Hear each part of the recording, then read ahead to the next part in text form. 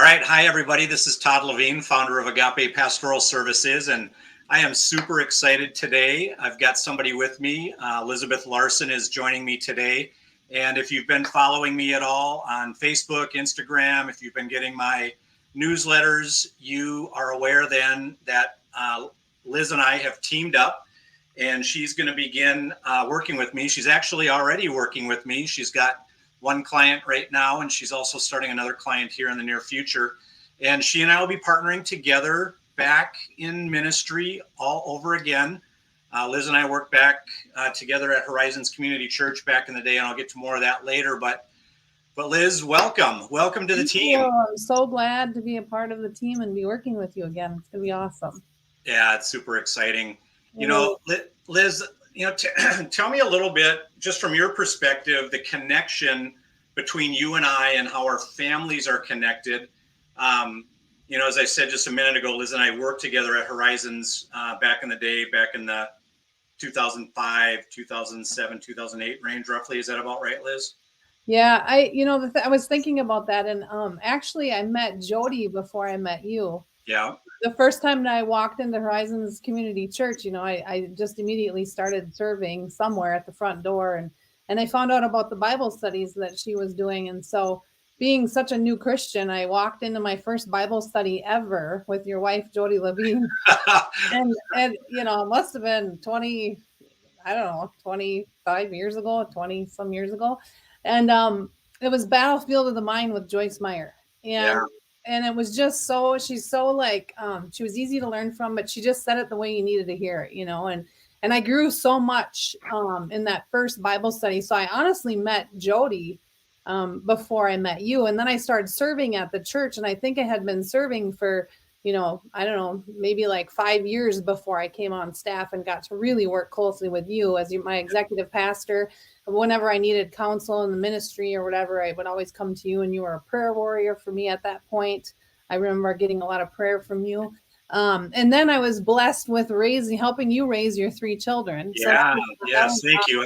I owe you a big debt of gratitude there. That is for sure. Yeah, that's no easy feat, raising children. But I feel like, I don't know, there was just there's always been a oneness with your family, whether it was Katie, Olivia, or Jesse, or you, or Jody. It's always been just, there's a oneness there, a complete bond there. And I felt that way with your 3 children too. And it wasn't because you were my executive pastor. It was just natural, and right. I honestly felt like your kids were partially my kids. And now, I got out of the ministry for a little while, and have been, working through some health things and all of that, and been waiting to get back in the game. And so I'm excited about this, but just thinking about how our families are constantly intertwined. Even when I wasn't working with you, now my son is a global missionary, and he's married, and you've been ministering into his life. So, some friendships I feel like are just seasons, they come and go, and, right. And that's fine. And that's normal. And that's sometimes the way it's supposed to be.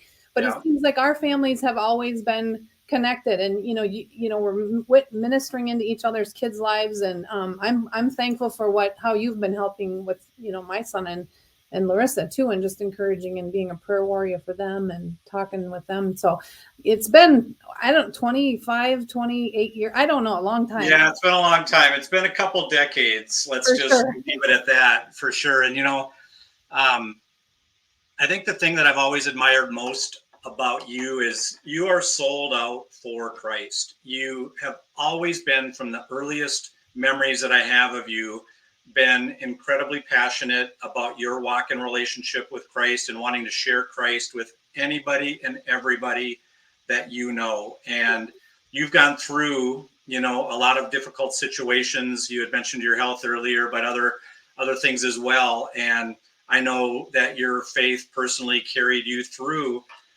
each and every one of those things. Yeah. And so I'm excited that you're going to be bringing that female perspective to other women out there that might find themselves in a difficult place, in a difficult season, whether it's just personal things that they're wrestling and struggling with, or whether it's marriage things, or whether it's parenting things.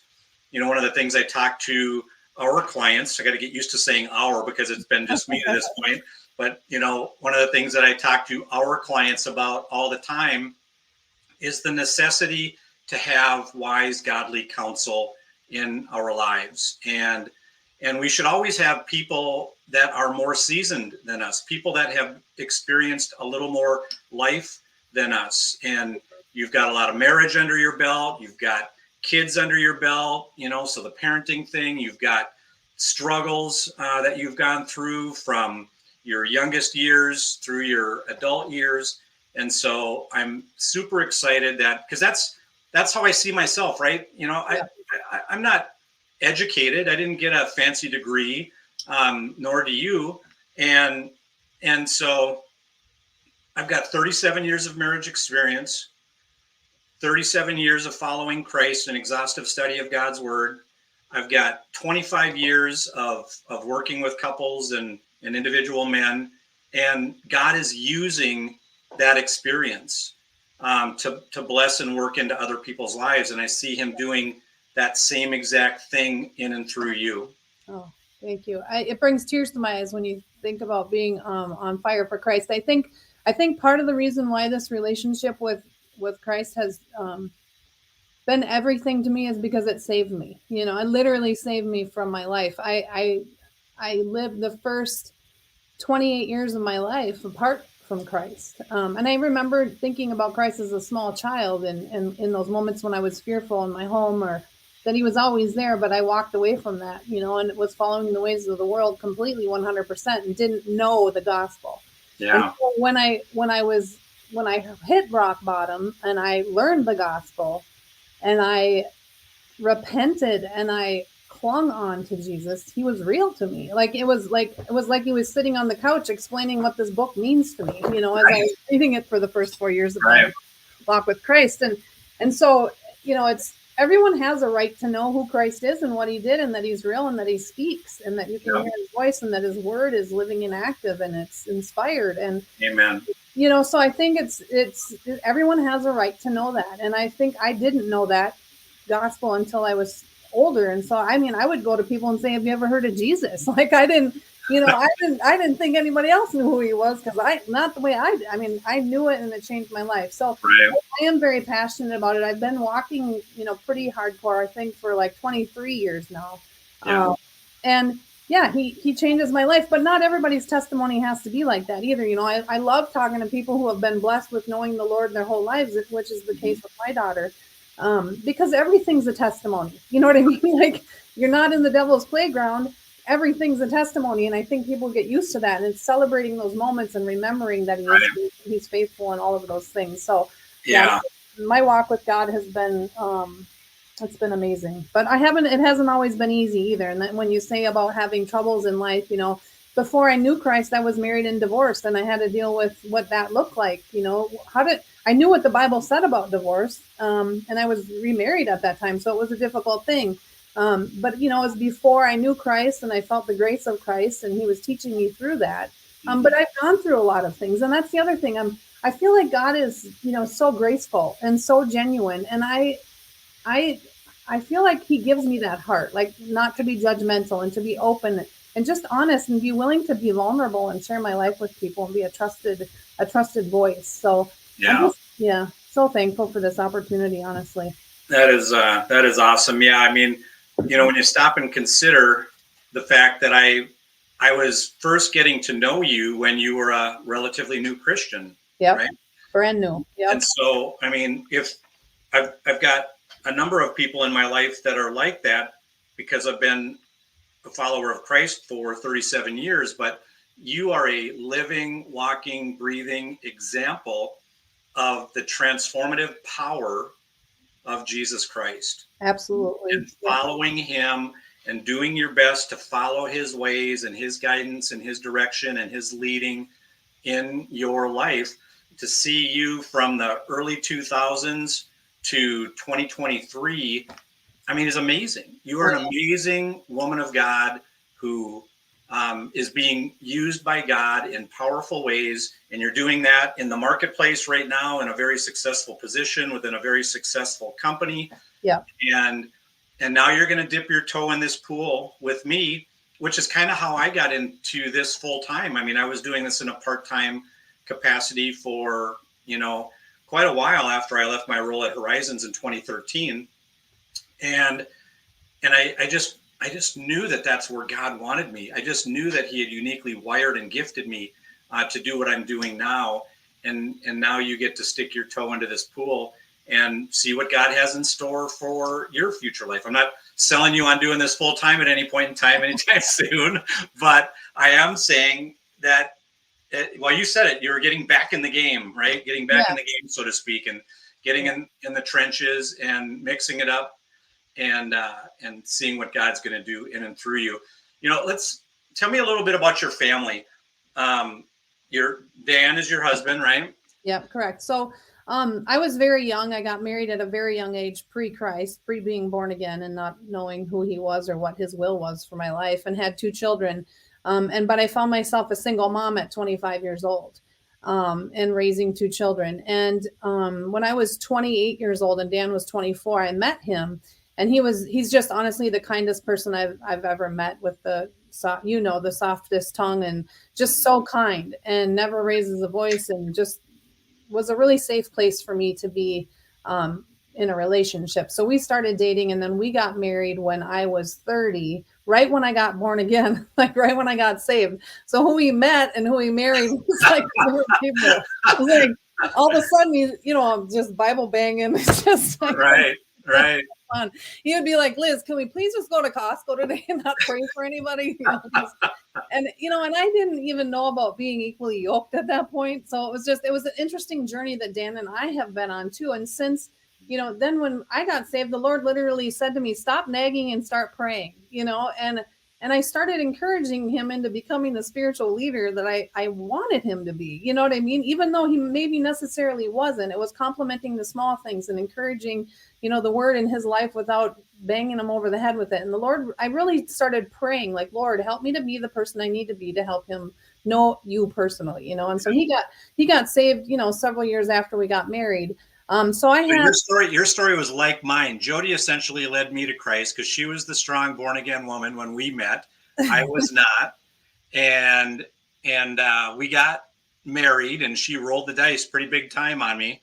And thankfully, little Romans 8:2-8 worked out, right? All things work together for the good of those who love him, and we got on this spiritual journey together, and we've been ascending ever since then.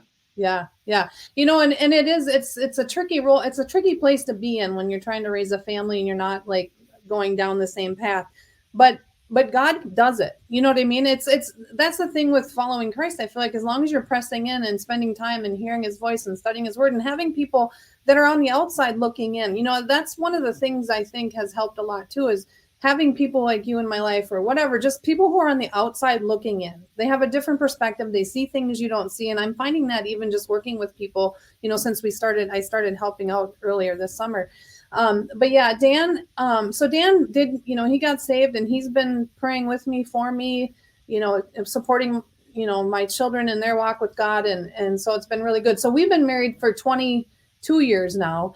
And after, I have a 30 and a 32-year-old that there were 4 and 5 when I met Dan, and he's been walking alongside of them and encouraging them. And he didn't need to be a dad for them, but he's been a really good friend to them because they have a father. But so I have a 32, a 30-year-old, and an 18-year-old who just graduated from high school, because after Dan and I were married a couple years, even though I told him I probably wasn't going to have any more kids, he was like, are you sure you don't want to have any more kids? I was like, yeah, I'm still pretty sure. But I literally prayed for like 2.5 years. And I remember being on a mountain hiking with a group of students in Colorado, and the Lord really just releasing me to, have Mia. So now we have an 18-year-old. So I feel like, this is what I feel like God uses. I know he uses all my junk. He just uses my junk. If, like I've raised kids in a divorce situation, which has its own struggles and challenges. And there's a way to do that well. There really is. Yeah. And then I've also raised kids, a child with Dan in a unified front. And it really is a lot easier when you're in the same home and it's God's best and you're following that. Not that he can't use it all. And you can raise wonderful kids either way, but I've done both. And I feel like that's a huge thing that I can help people with. And I feel like too, sometimes people are just trying to fix their flesh and make a quick judgment when I've lived through so much stuff now. I can say, but have you thought about that? And so I think my family life is, and I have 5 grandchildren. So my 32-year-old has 2 daughters and my 30-year-old has 3 sons. So I went You from got them all covered. I know. You got all the boys and girls covered. We still only have boys. We have 3 boys. Yeah, they're so cute. I know. But I went from 0 to 5 in like, I don't know, it felt like 2 years or something. I wasn't that long. Yeah. And then, you know, I tell people, they're like, oh, you look so young to have 5 grandkids. And Dan says, you just tell people that. So they tell you how young people are. But anyway, have a wonderful family. Praise the Lord. That's awesome. Tell me now a little bit about your experience at Horizons. So I mentioned earlier that we worked together at Horizons Community Church in Ham Lake, right there on 65. And I was the executive pastor. And tell me what you did there, and I don't know, just share that part with us. Yeah, sure. So, you know, like I said, when I first got saved, I walked into the church closest to my home, which was Horizons, and just started serving. Served at the front door, served in the nursery, served just a bunch of different places and was going to the Bible studies with you and Jody. But, you know, until I got with youth, I really felt like I was home when I got with youth. I was just naturally following them and saying, well, what do you want me to do next? This isn't quite right. I got with youth. I went on my first prayer retreat with Jason, and God just used me. I mean, it was powerful. And it, you know, I didn't even know everything I knew. It was just coming out of my mouth. It was like, I was sometimes amazed at what was coming out of my mouth because of the scriptures and the situations that I had worked through and that God was healing me of and teaching me about and stuff he was using in the lives of these young people. And so I really connected with those young people. And I loved it. So I served as a youth leader for a couple years. And then I came on staff working with you and Jason, and you know, Jason then left and Brad came in. And so I served with him. And then when he left, I got to be the director of student ministries, where I was, you know, preaching every week, sharing the gospel as often as I could, taking them on prayer retreats, doing, you know, missions trips to Mexico, just watching the Lord work and learning from how he works through these young people. And we did the stuff, you know what I mean? We got in the field and we did the stuff. Yeah. And it was really fun. And so that was some of the best times of my life. I mean, I've just realized that being in the sweet spot of the giftings that God has called you into and gifted you for, there's no greater joy than working in that sweet spot. And that's exactly what you're experiencing right now. Yeah, 100%. Yeah. I mean, you played a massive role in my kids' lives, you know, all 3 of them, maybe especially Katie and Jesse.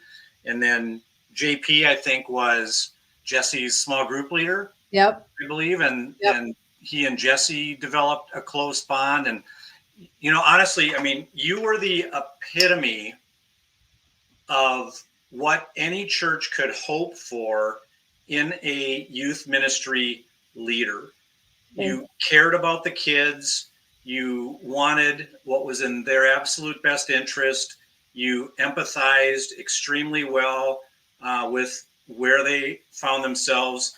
And as we all know, those teenage, middle school, high school years are some of the most tumultuous years that a person can experience in life, as they're facing all of these massive decisions that could lead them down a good path or a not so good path. And I know you spoke truth. I know you spoke love. And you took my kids, you know, under your arm and under your wing, and your family did as well.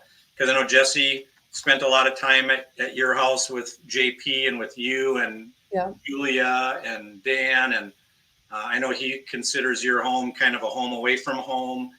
And, you know, Katie and Julia had a close relationship in those difficult teenage years, and then all that you did for Katie and pouring into her. And so you were an absolute blessing. And I see that same type of relational connection, that pouring into other people's lives, coming into Agape Pastoral Services now and into the lives of women and, you know, perhaps couples. You know, I can't think of a better person to have talked to a blended family, perhaps than you, as they're struggling with blended family issues and concerns and struggles. And so anyways, I'm just excited to see what God's going to do.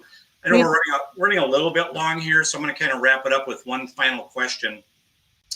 what could women come to expect if they were to want to work with you? What would it look like to work with Elizabeth Larsen?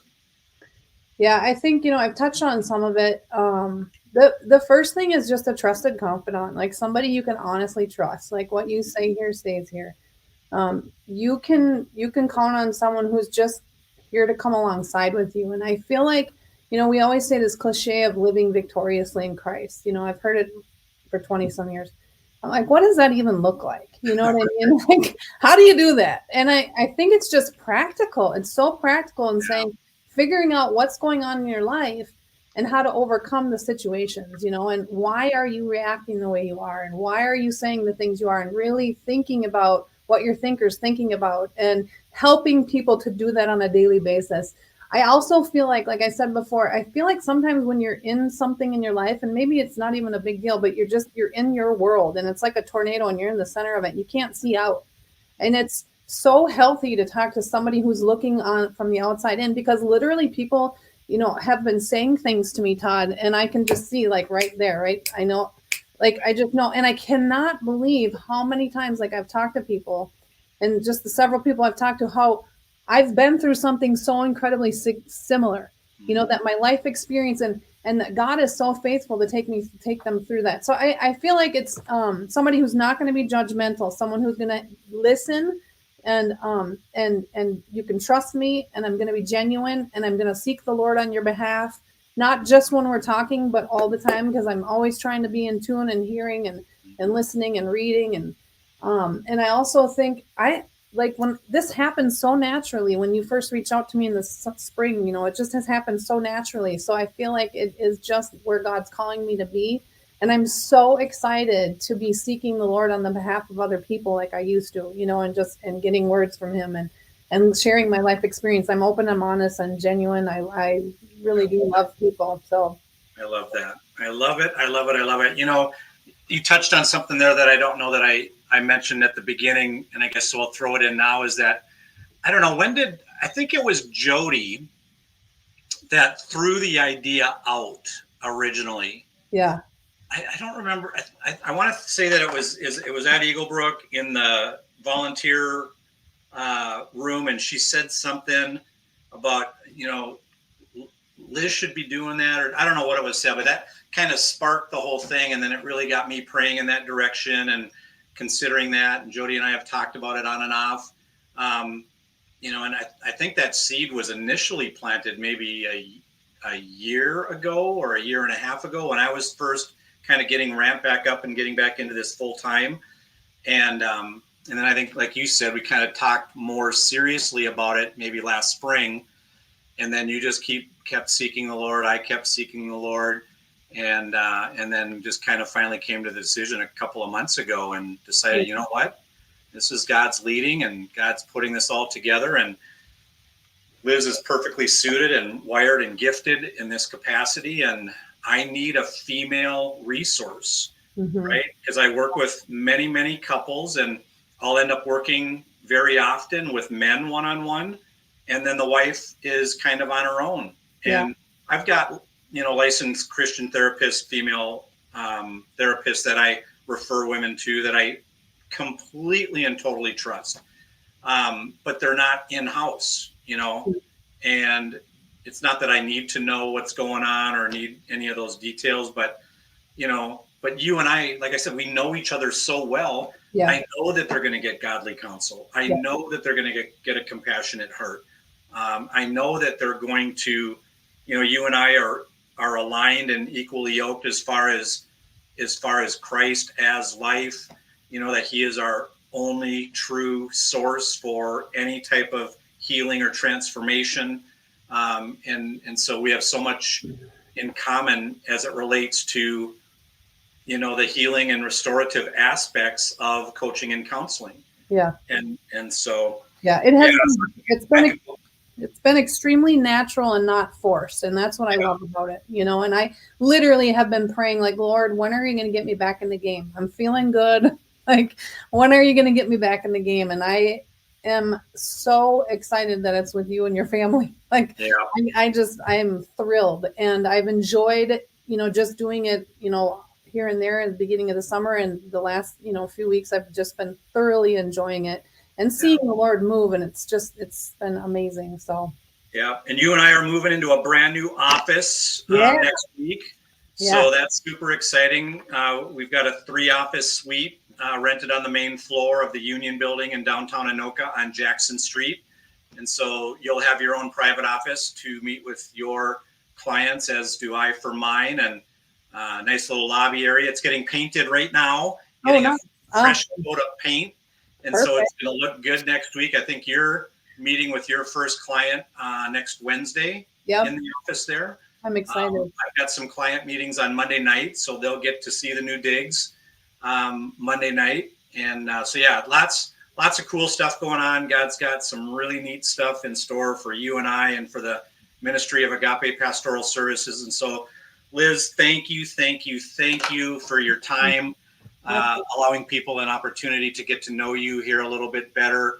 And if you have any interest at all in seeking Liz for female coaching and or counseling, please follow the link that I'm going to drop down in the information section in this video. And she would be happy to do a complimentary discovery call with you, and you could get an opportunity to get to know her a little bit better, ask her questions, and see if she's a good fit. I mean, that's ultimately the goal of a discovery call, is to make sure that we're not forcing anything together that should be together, and that the client themselves and we all feel like this is where God's leading, guiding, and directing, and calling all of us to work together for a season of time. And so follow that discovery call link in the more information section. So thanks, Liz. Welcome to the team. Thank you so much. It's going to be awesome. All right. Take care. Thanks, Todd. Talk to you later.